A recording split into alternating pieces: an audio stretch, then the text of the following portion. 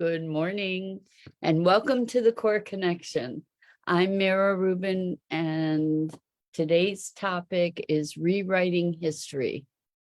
It should be a fun topic. We kind of tend to treat history as if it's immutable, as if it's a thing, like if it's true, whether it's our personal history or our collective history.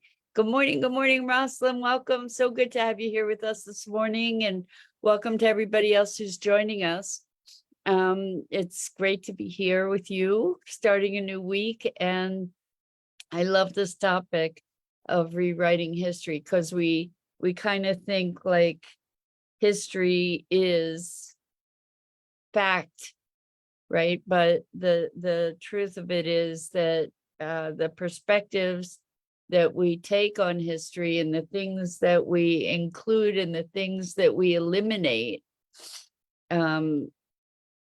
very radically alter the history itself. So should be an interesting conversation. But before we get started, let's take a minute or two to get present.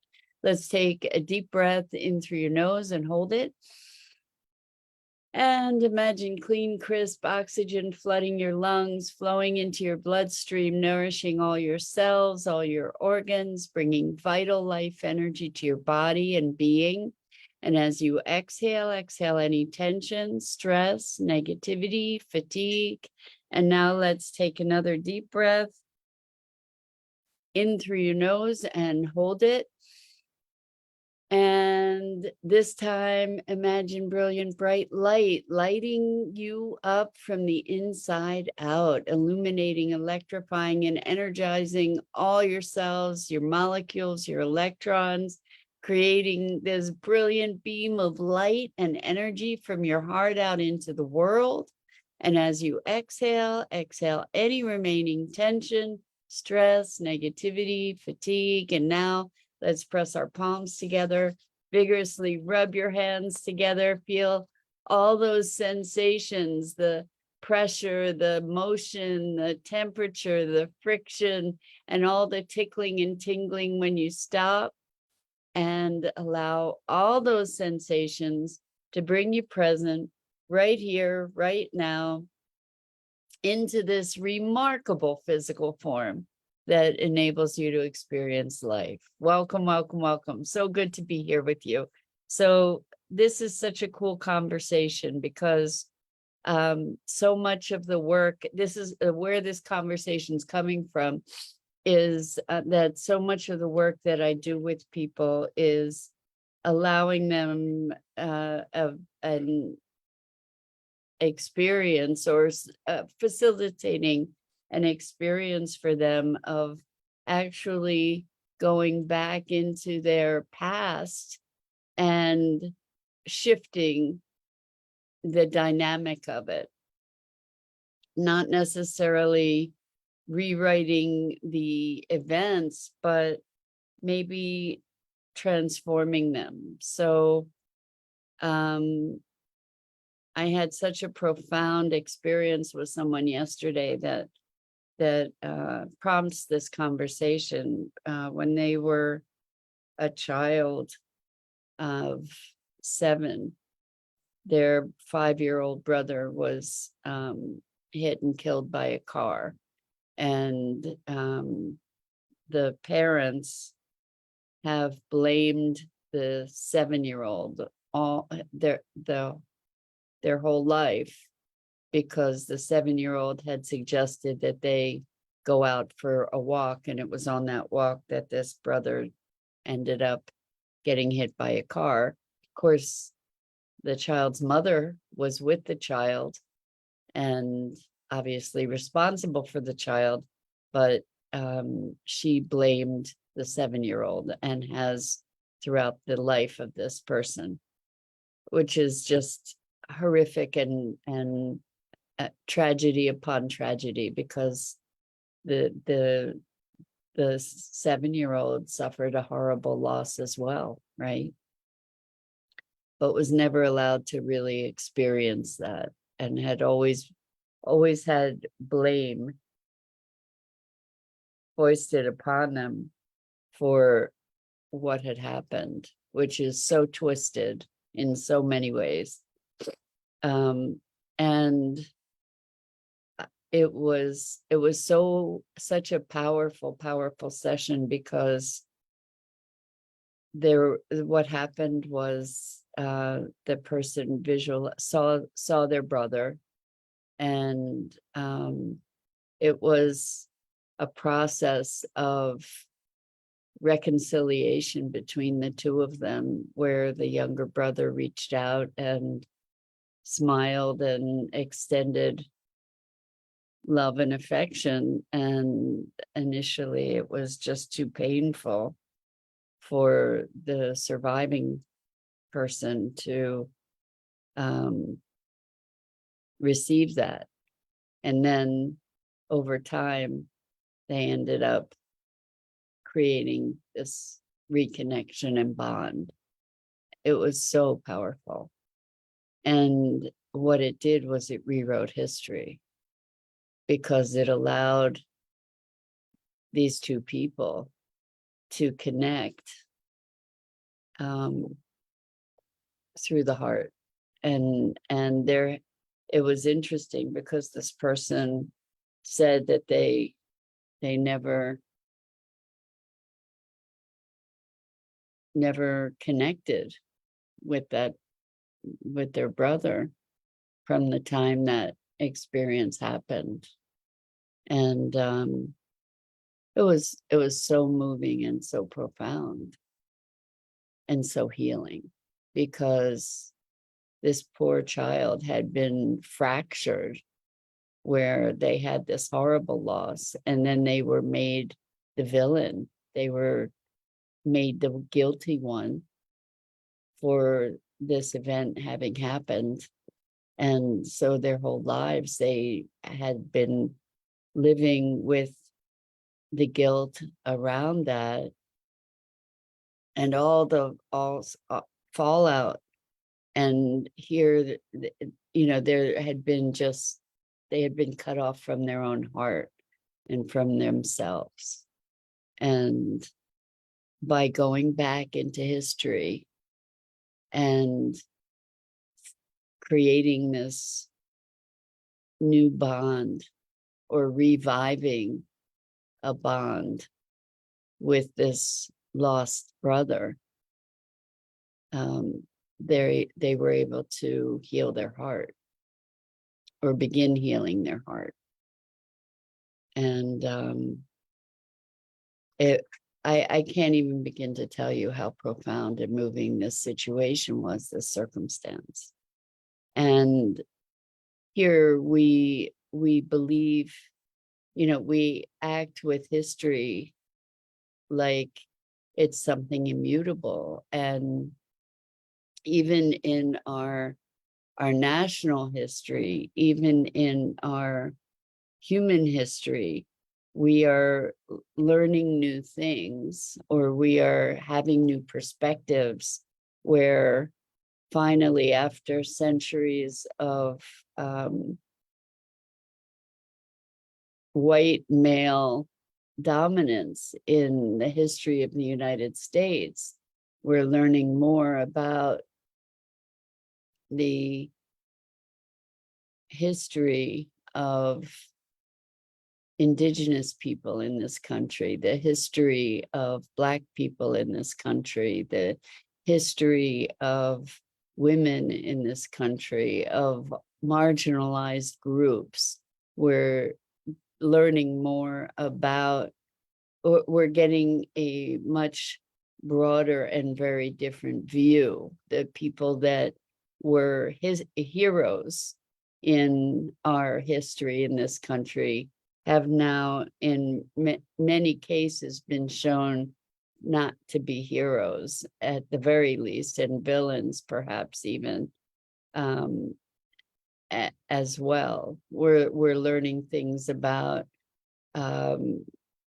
government and government actions, and we're learning new things that shift our perspective of history, that really kind of change the nature of that history.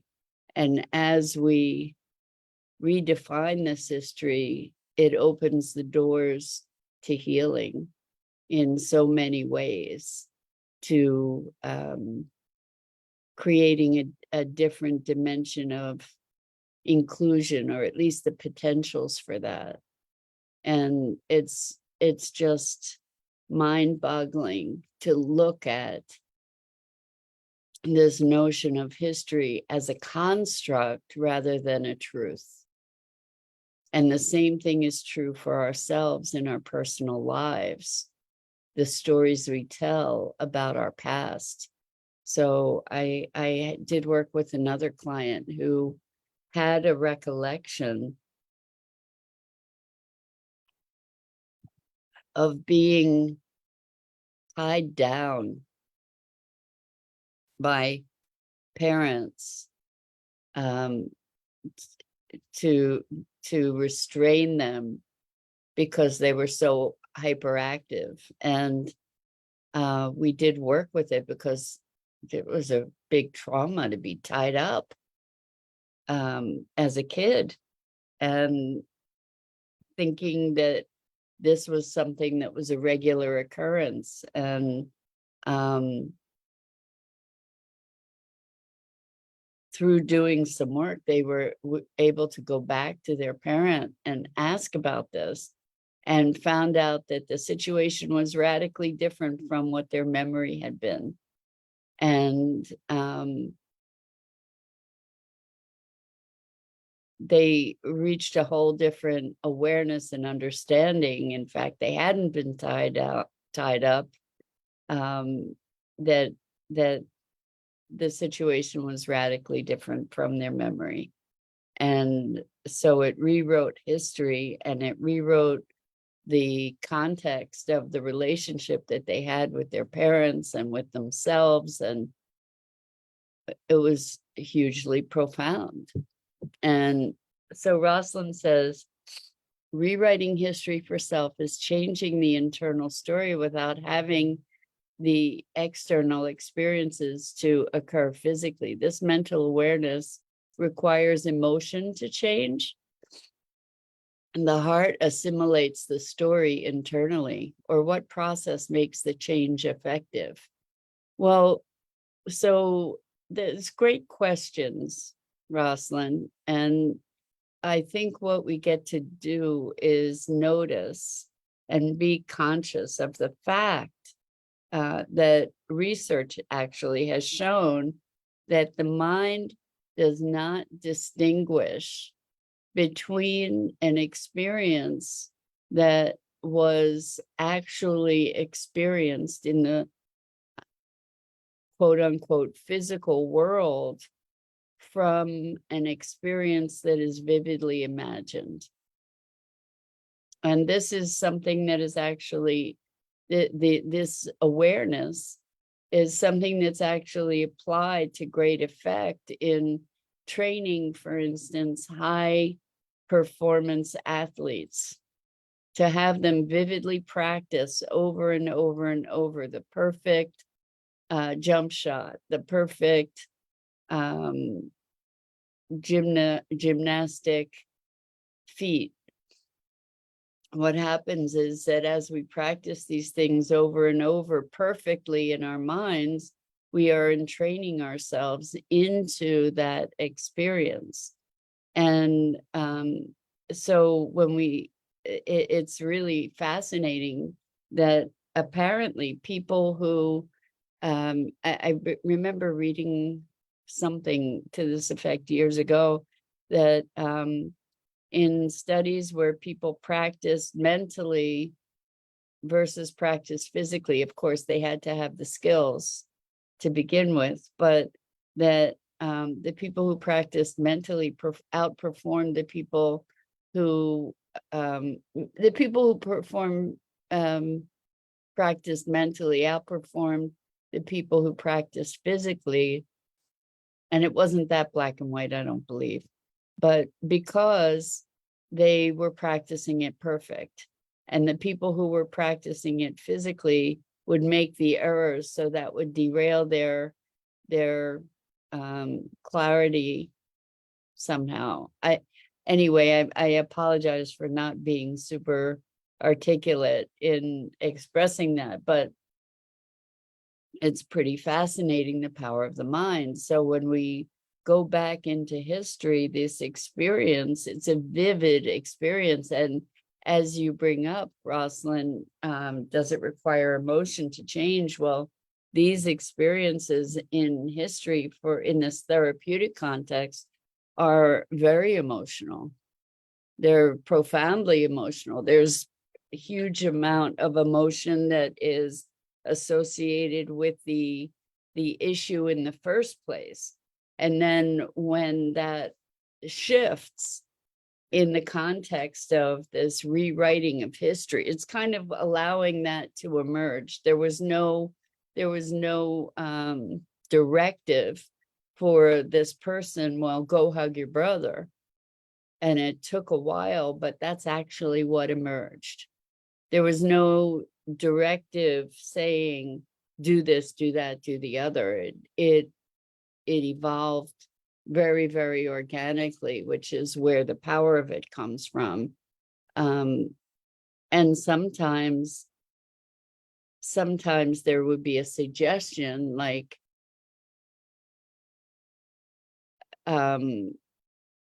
would that person be available for a hug, for instance?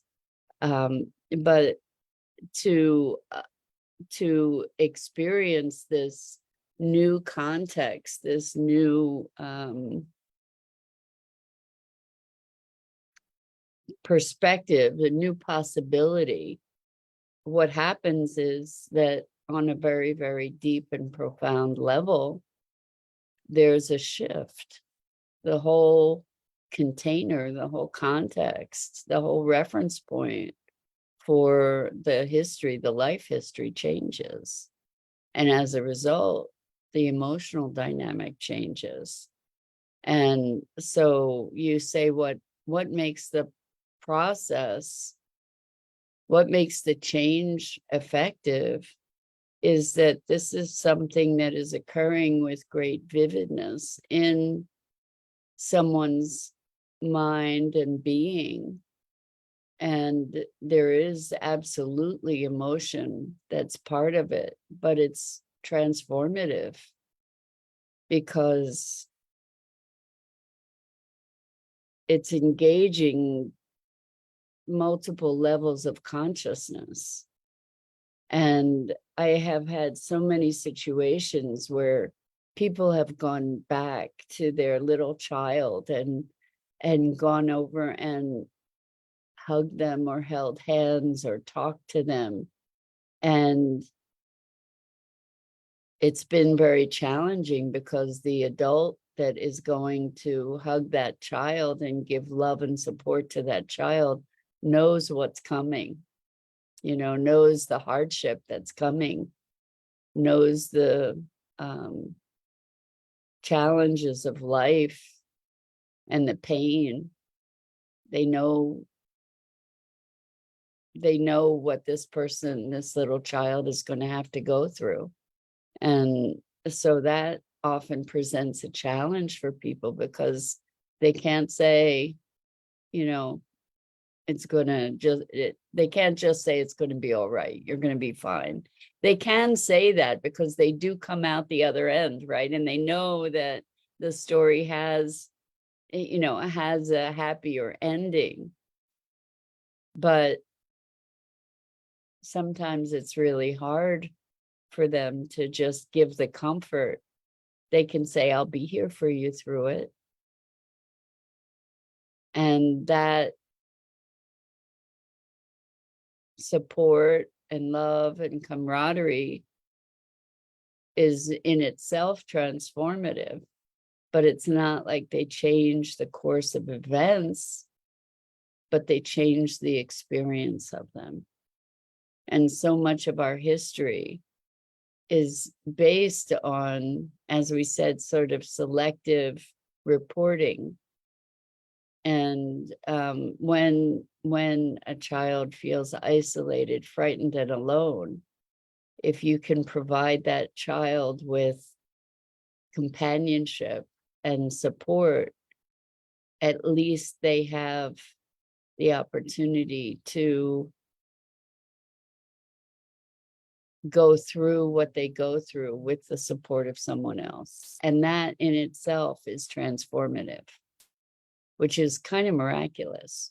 Welcome, welcome, Jenny. Good morning. It's great to be here with you this morning. We're rewriting history today. We're talking about the power of rewriting history, both personally and collectively, and the healing power that can come out of that.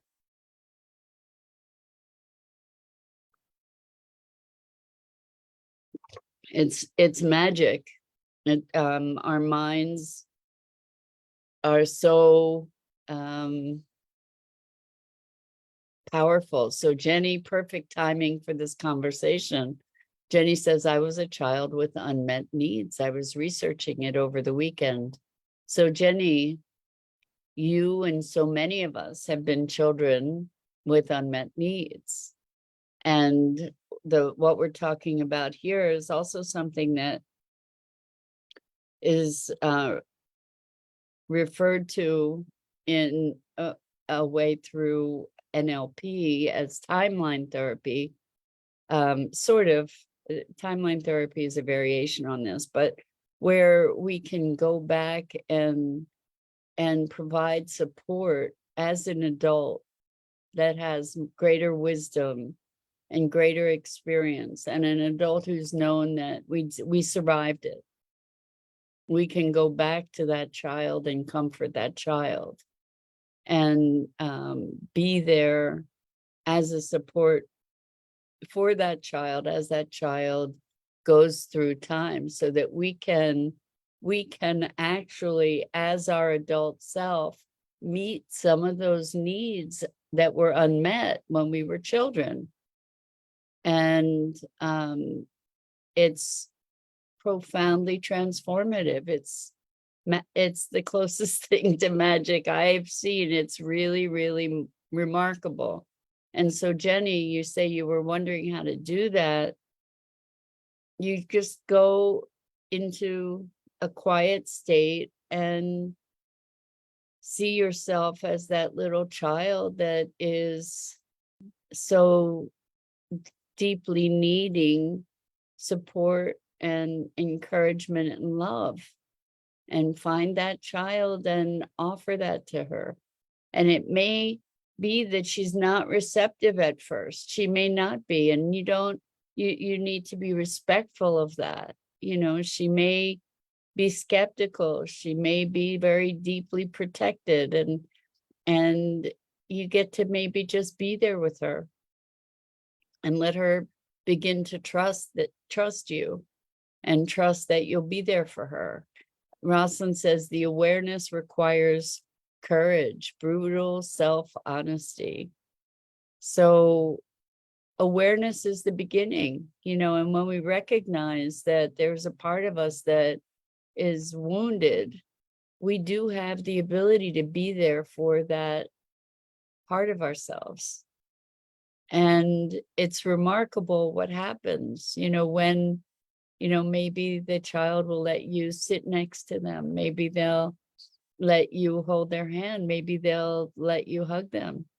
In the case that I was talking about earlier, this morning, it was the child who reached out to the adult. And the adult had a lot to overcome to be able to be receptive to the child, because there was so much pain in that relationship. But it's magical. It's quite phenomenal, like a phenomena, that our minds in perceiving our past can shift perspective dramatically, that we can rewrite our own history in this way, and we can provide the nurturance that we needed, and it changes everything. We can see that in our history now, as we're learning more about what has happened with different races and ethnicities in this country, in the history of this country, and it's breeding a different consciousness and awareness of what's happening in present day. And hopefully there's healing that is taking place as a result of this. So Jenny says, I want that so I can release those emotions holding me back, just learning how to process a different way to let it go. So being present to the pain of that child and nurturing that child the way that you would nurture any child in that kind of situation of pain and suffering, you know, it's a big start to give that grace to yourself as that child. So I suggest like do that as a meditation, Jenny, and see if you can talk to that little girl and cultivate a relationship with her so she knows she's not alone. It's kind of magical what can happen. So with that, I'm going to call it a morning. I'm Mira Rubin. This is the Core Connection. And I go live here each weekday morning on the Enlightened World Network Facebook page and YouTube channel. And I invite you to check out the other awesome programming on Enlightened World Network. And Jenny says, I was listening to the author of The Untethered Soul. I forget his name, but he got me thinking. It's a beautiful, beautiful book. Super powerful book. I recommend it to anybody. And congratulations for checking that out, Jenny. Until next time, I just am so grateful to all of you for sharing your hearts and your minds and your time. And until next time, so much love to you.